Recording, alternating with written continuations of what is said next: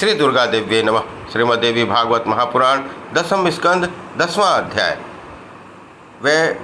वैवस्वत सावर्णी, दक्ष सावर्णी, मेरु सावर्णी, सूर्य सावर्णी, इंद्र सावर्णी, रुद्र सावर्णी और विष्णु सावर्णी नामक मनुओं का वर्णन। अरुण दानव के वरलाभ, देव विजय और भ्रामरी देवी के द्वारा उनके निधन का वर्णन। भगवान नारायण कहते हैं, नारद, सप्तम मनु महाभाग वैवस्वत प्रसिद्ध है। अपार आनंद से संपन्न इन मनु को श्राद्ध देव भी कहा जाता है। सभी नरेश इनका आदर करते थे। परम पूज्या भगवती की कृपा तथा तपस्या के प्रभाव से मनवंतर के अधिपति होने का सौभाग्य इनको प्राप्त हुआ। 8वें मनु भूमंडल पर सावर्णी नाम से विख्यात है। वे पूर्व जन्म में देवी की आराधना करके उनके वर पाकर इस जन्म में मनवंतर के अधिपति हुए हैं। संपूर्ण राजाओं से उन्हें सम्मान प्राप्त था। वे अपार पराक्रमी, विद्वान और भगवती जगदम्बा के परम उपासक थे। वे सावर्णी मनु पूर्व जन्म में सूरत राजा थे।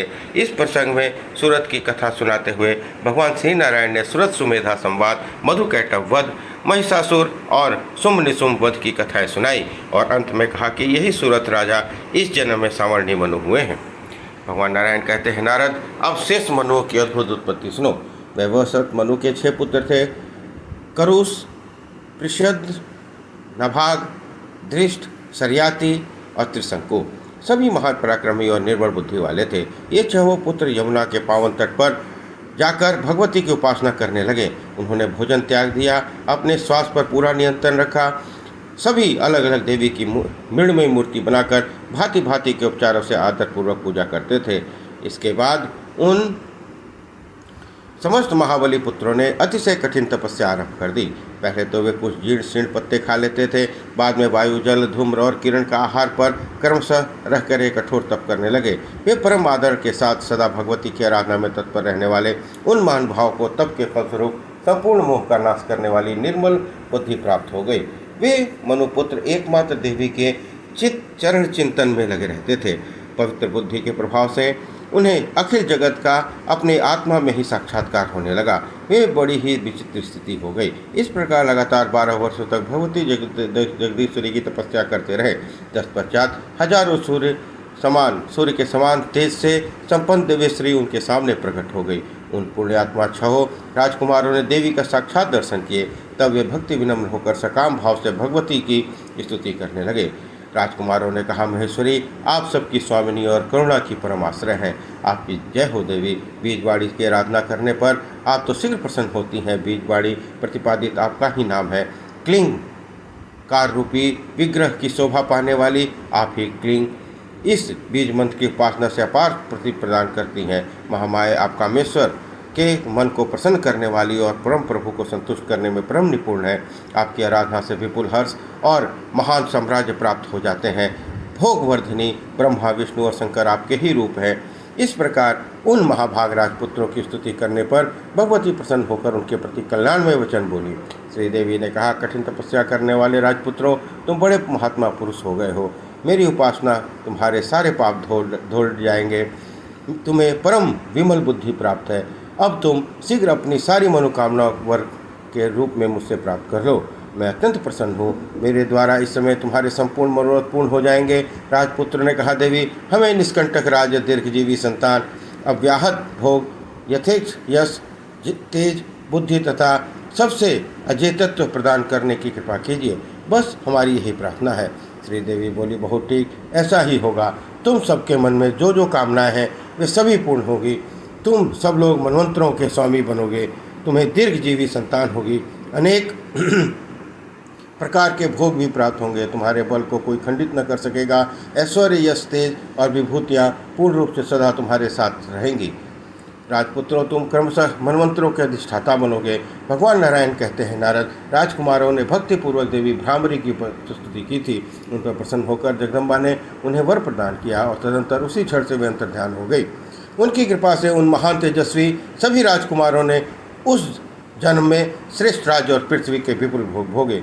उन्हें उत्तम संतान प्राप्त हुई। वे सभी धरातल पर अपनी वंशावली स्थापित करके मनवंतरों के अध्यक्ष बने रहे। वे ही दूसरे जन्म में क्रमशः सावर्णी मनु कहलाए हैं। प्रथम राजकुमार का नाम दक्ष सावर्णी हुआ, जो नवम मनु कहलाए। भगवती की कृपा से उन्हें अव्याहत बल प्राप्त था।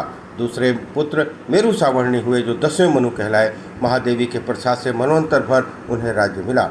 तीसरे राजकुमार सूर्य सावर्णी के नाम से विख्यात हुए। अपनी तपस्या के महान गौरव प्राप्त करने वाले वो महान उत्साही मनु 11वें मनु कहे जाते हैं। चौथे इंद्र सावर्णी हुए जो 12वें मनु कहे जाते हैं। देवी की आराधना के प्रभाव से उन्हें मनवंतर का राज्य भोगने का स्वर्ण अवसर प्राप्त हुआ। पांचवें राजकुमार रुद्र सावर्णी नाम से विख्यात होकर 13वें मनु कहलाए। ये महान बल एवं पराक्रम से संपन्न होकर पृथ्वी पर राज्य करते रहे। और छठे राजकुमार का नाम विष्णु सावर्णी हुआ, वो 14वें मनु कहलाए। भगवती की वर प्राप्त करके वे जगत के सुविख्यात राजा हुए। ये 14 मनु महान तेजस्वी और अनुपम बल से संपन्न थे। ये सभी मनु भगवती भ्रामरी का नित्य उपासना करते थे, अतः उन्हें जगत में पूज्य और वंद्य होने का सौभाग्य प्राप्त था। भगवती भ्रामरी के प्रसाद से ये सब महान प्रतापी हो गए। नारद जी ने पूछा, प्राज्ञ यह भ्रामरी देवी कौन है, कैसे प्रकट हुई और उनका कैसा स्वरूप है? भगवान शोक दूर करने वाला यह विचित्र उपाख्यान सुनने की कृपा कीजिए, सुनाने की कृपा कीजिए। भगवती की कथा अमृतमयी है।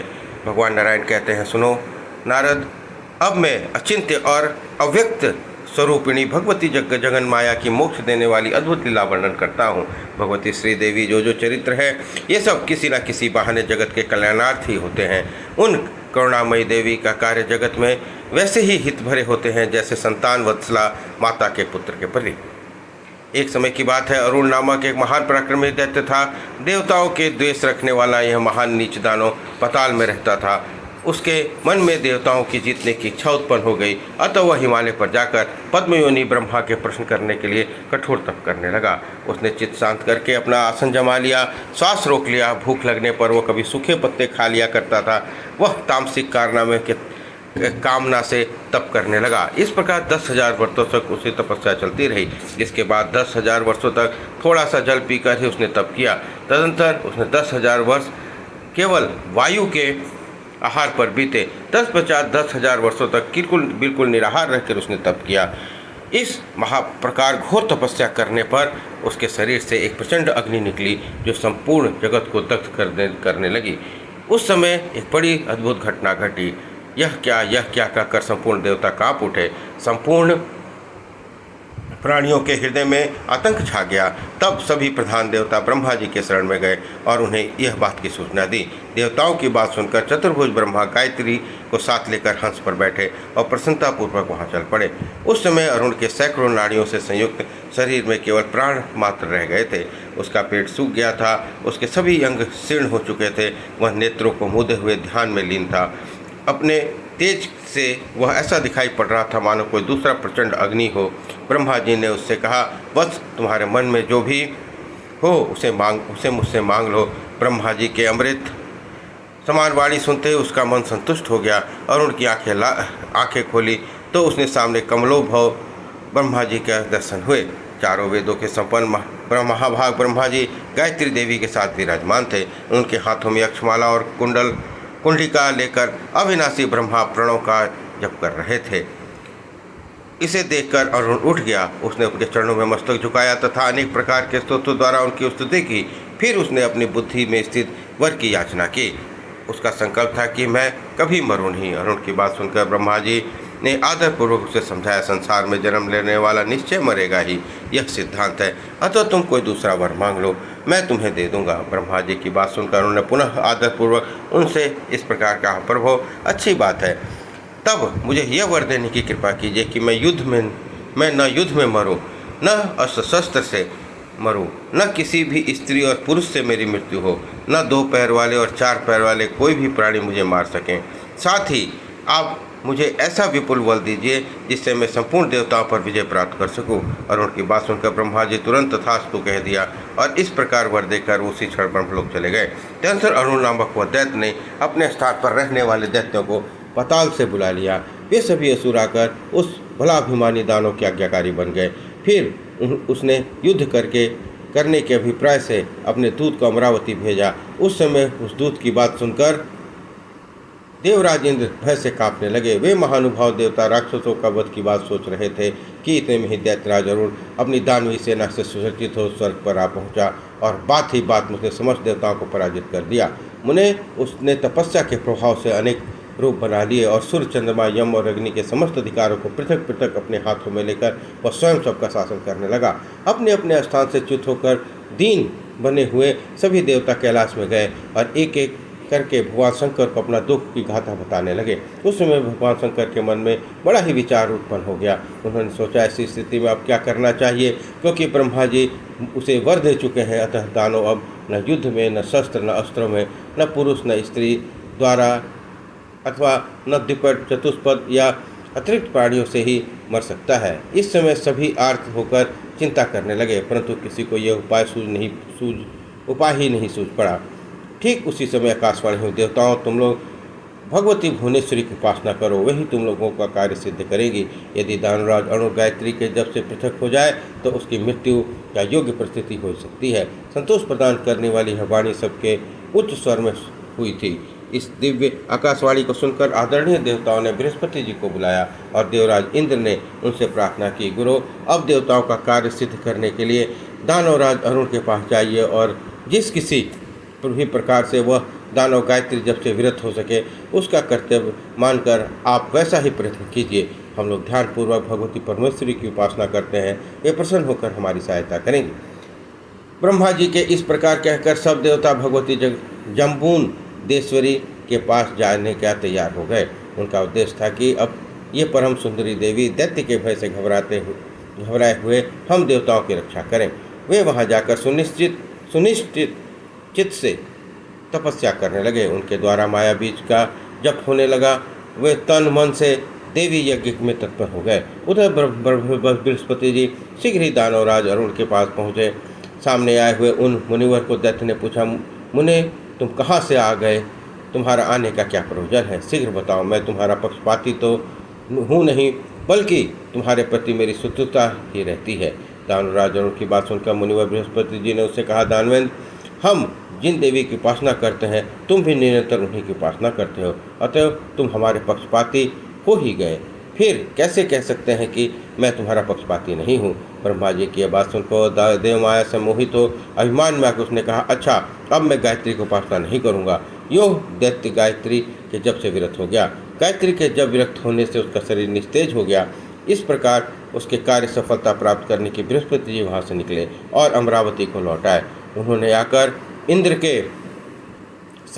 से सारा समाचार का सुनाया। इससे सभी देवताओं के मन में बड़ी प्रसन्नता हुई। वे भगवती परमेश्वरी की उपासना करने लगे। उन्हें इस प्रकार कुछ समय व्यतीत हो जाने के पश्चात किसी एक शुभ अवसर पर जगत का कल्याण करने वाली भगवती जगदम्बा प्रकट हुई। उनके श्री विग्रह से करोड़ों सूर्य के समान प्रकाश फैल रहा था। असंख्य कामदेव से सदृश वे सुंदर थी। उनके शरीर से अद्भुत अनुलेपन लगा था। 2 विचित्र वस्त्र उनके सुशोभित किए हुए थे। उनके गले में विचित्र माला थी और उनके सभी अंग दिव्य अलंकारों से अलंकृत थे।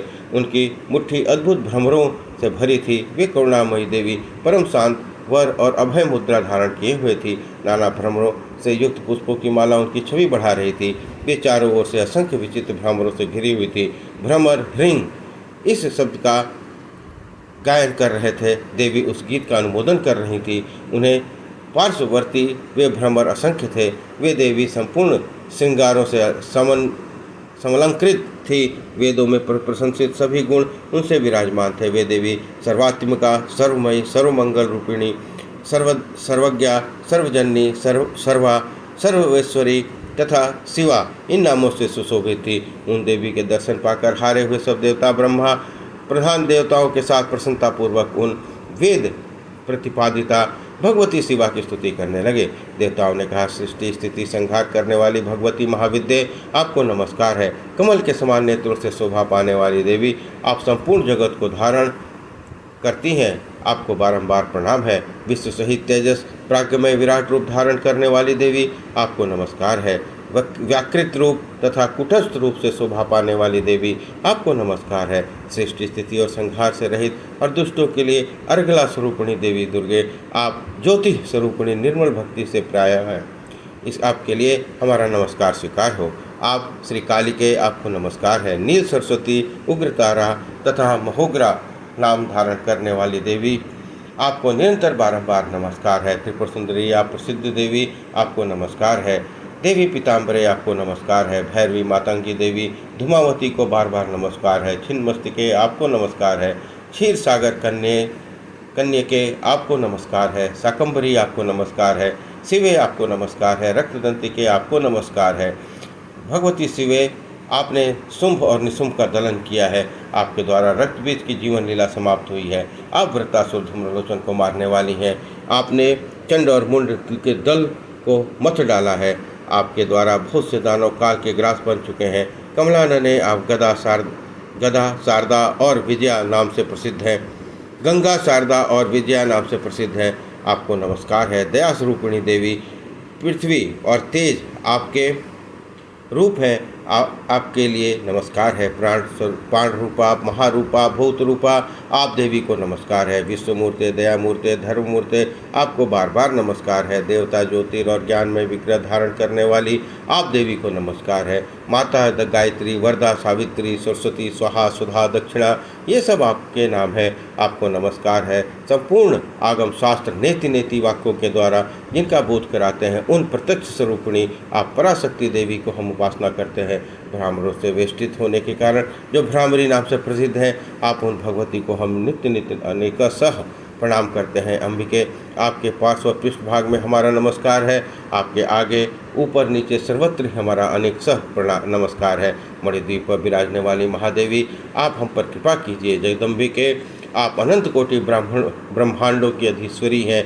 जगत माता, आपकी जय हो। परात्पर स्वरूपिणी देवी, आपकी जय हो। भगवती भुवनेश्वरी, आपकी जय हो। सर्वोत्तमोत्तर में आपकी जय हो। कल्याण में गुणों की आलय भगवती भुवनेश्वरी, आपकी जय हो। हे परमेश्वरी, आप प्रसन्न होइए। संसार को उत्पन्न करने वाली आप हम पर प्रसन्न होने की कृपा करें।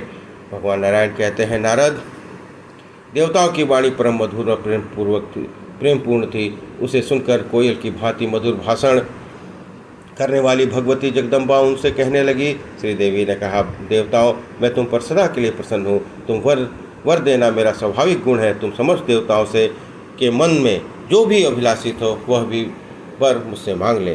देवी का वचन सुनकर देवताओं ने अपने दुख का कारण बतलाया और दुष्चरित्र दैत्य के द्वारा जगत को प्राप्त होने वाली असह्य पीड़ा का वर्णन किया। वे बोले, माता, देवताओं, ब्राह्मणों और वेदों की सर्वत्र निंदा हो रही है। उन पर घोर आघात पहुंचा है। सभी देवता अपने अपने स्थानों से च्युत हो गए हैं। ब्रह्मा जी ने इस दानवराज अरुण को विचित्र वर दे रखा है।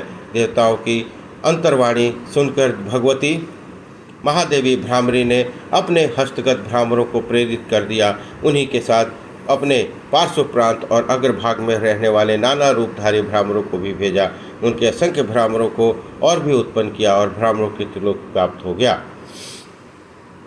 उसी समय उन भ्रामरों के कारण पृथ्वी पर अंधकार छा गया। आकाश, पर्वत, श्रृंग, वृक्ष, वन, जहाँ जहाँ भ्रमर ही भ्रमर दृष्टिगोचर होने लगे, उस दृश्य बड़ा ही आश्चर्यजनक था। उस संपूर्ण भ्रामरों ने तुरंत जाकर दैत्य की छाती छेद डाली। वे उसको उस समय इस प्रकार काट रहे थे मानो मधु निकालने वाले व्यक्ति को कोप से भरी हुई मधुमक्खियाँ। उस समय शस्त्रों और अस्त्रों की किसी प्रकार भी उसका निवारण नहीं किया जा सकता था। ऐसी स्थिति में न तो युद्ध हो सका, न ही संभाषण ही। दैत्यों को अपने सामने मृत्यु ही दृष्टिगोचर होती थी। जिस जिस स्थल पर जो दैत्य जिस जिस रूप में विद्यमान थे, वहीं उसी रूप में वे सब अपने अपने प्राणों से हाथ धो बैठे। परस्पर किसी से कोई भी बातचीत नहीं कर सका। क्षण मात्र में ही ये संपूर्ण शक्तिशाली दानव नष्ट भ्रष्ट हो गए। इस प्रकार अद्भुत कार्य करके वे सब भ्रमर देवी के निकट लौट आए। वे बड़े ही आश्चर्य की बात है। सब और वही ध्वनि गूंजने लगी, जिनकी ऐसी माया है उस भगवती जगदम्बा के लिए कौन सा काम विचित्र है। तदंतर ब्रह्मा, विष्णु और संपूर्ण देवताओं ने हर्ष के समुद्र में डूबकर भगवती जगदम्बा की उपासना की। अनेक प्रकार के उपचार और भांति भांति के सामग्रियों से देवी का पूजन किया गया। जय जयकार की तुमुल ध्वनि हुई। देवी के ऊपर पुष्प बरसने लगे। आकाश में दुदुम्बियाँ बज उठी। श्रेष्ठ मुनिगण वेद पाठ करने लगे। गंधर्वों के द्वारा ईसोगान होने लगा।